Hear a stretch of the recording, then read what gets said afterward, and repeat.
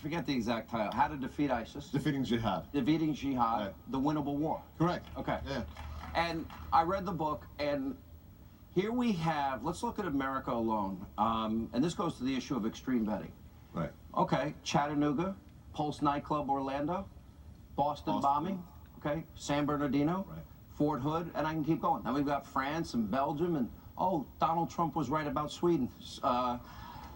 And you see the impact. Radical Islamic terrorism. Isn't it unbelievable our last president couldn't say it?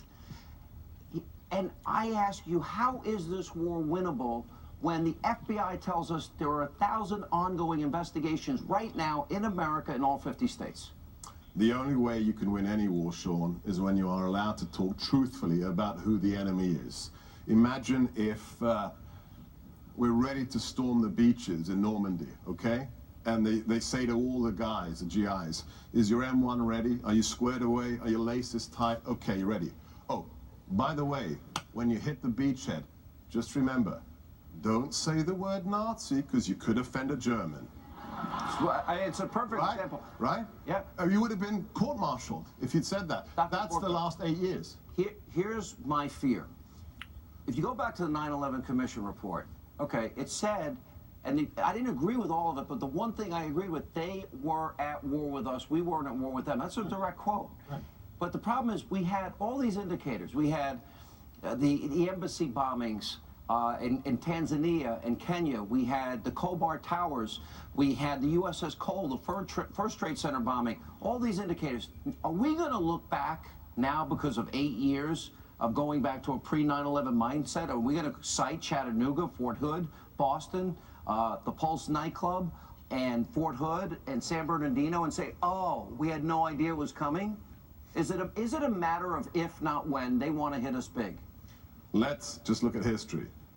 A man called Osama bin Laden, twice before 9/11, in 1996 and 1998, openly declared war on the United States. And we didn't pay attention. Right.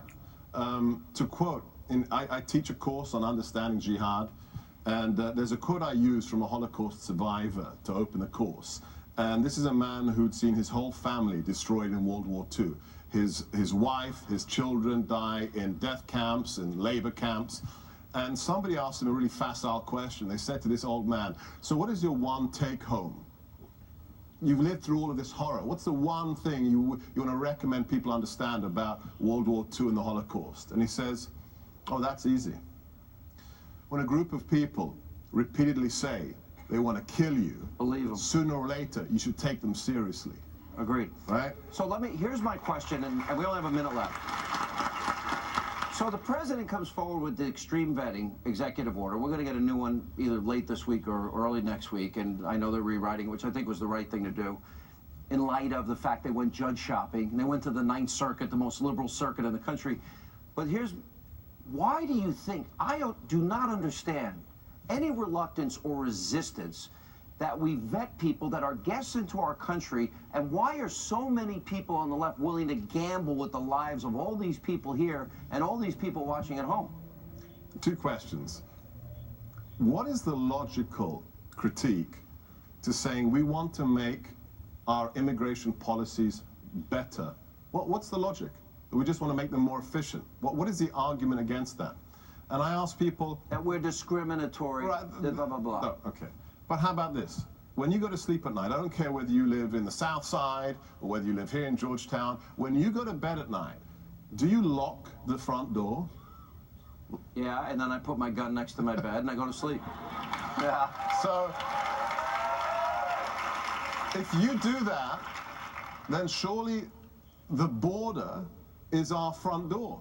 Surely we should have a control as to who enters our house. This is the house of America. And the idea that we don't control it is crazy.